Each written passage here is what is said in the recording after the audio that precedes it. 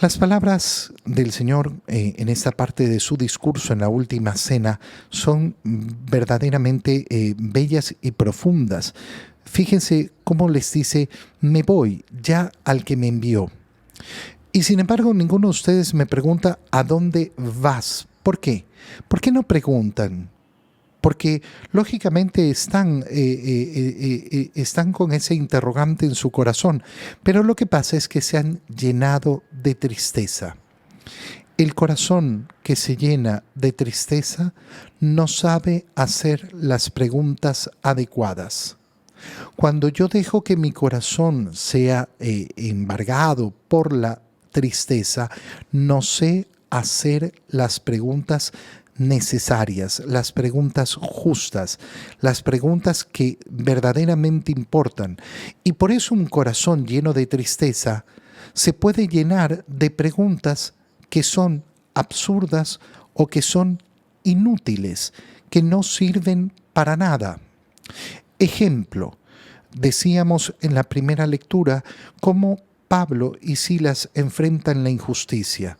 Delante de la injusticia, ¿qué han hecho? Ponerse a orar, ponerse a rezar. ¿Y eso a qué ha conducido? Ha conducido a la conversión de ese carcelero. Pues bien, nosotros tenemos que pensar efectivamente cómo un corazón lleno de tristeza se puede poner a pensar delante de la justicia. ¿Y por qué? ¿Y por qué? ¿Y por qué sucedió esto? ¿Y por qué me tenía que pasar a mí? ¿Y por qué? ¿Y por qué? Resulta una pregunta completamente inútil. Resulta que ya sucedió. Que frente a lo que ha sucedido, yo no puedo irme para atrás para corregir que no suceda. No existe la máquina del tiempo. ¿Qué tengo que hacer entonces? ¿Para qué? ¿Para qué voy a utilizar esto que me ha tocado vivir? ¿Para qué? ¿Para cambiar una actitud mía? ¿Para poder amar más? ¿Para poder entregarme más al Señor? ¿Para poder santificarme más? ¿Para qué? Un corazón lleno de tristeza no sabe preguntar lo que verdaderamente importa. Les he dicho estas cosas y por eso se han llenado de tristeza. Sin embargo, es cierto que lo que les digo, les conviene que me vaya. Conviene que sufran mi ausencia. Conviene que sufran mi ausencia. Fíjate cómo el Señor les está haciendo ver a sus discípulos cómo en su tristeza están tan ciegos que no ven lo que verdaderamente es conveniente. Y a nosotros nos sucede igual. En medio de la tristeza, no ver lo que conviene verdaderamente. Uno puede pedir, por ejemplo, por poner un ejemplo, uno puede pedir que su familiar enfermo se cure y no se cura. Ay, pero ¿por qué no se curó si yo lo pedí con tanta fe? Porque posiblemente no era conveniente. Porque posiblemente si se curaba iba a venir alguna cosa mucho peor, o posiblemente porque la existencia de esa persona en este mundo iba a ser de un inmenso sufrimiento si es que sanaba de esa enfermedad. No lo sabemos, Dios lo sabe. Dios efectivamente toma las decisiones correctas. Cuando nosotros creemos que en cambio la opción que yo quería, esa es la mejor, entonces no veo verdaderamente lo que conviene. Lo que conviene. Y el Señor les dice, conviene que yo me vaya. ¿Por qué? Porque si no, no vendrá a ustedes el Paráclito. Fíjate cómo está hablando el Señor del Espíritu Santo, y por eso en estos días tenemos que crecer en el deseo de vivir la gracia, la acción del Espíritu Santo, porque las palabras que está diciendo el Señor son enormes. Conviene que yo me vaya para que venga el Paráclito. Pero Señor, yo quiero estar al lado tuyo, pero conviene, es superior. ¿Por qué? Porque la presencia del Señor, que es preciosa, hermosísima, es nuestro Salvador, no es lo que Dios nos quiere dar. Lo que Dios nos quiere dar es al Paráclito. ¿Por qué? Porque es el amor entre el Padre y el Hijo.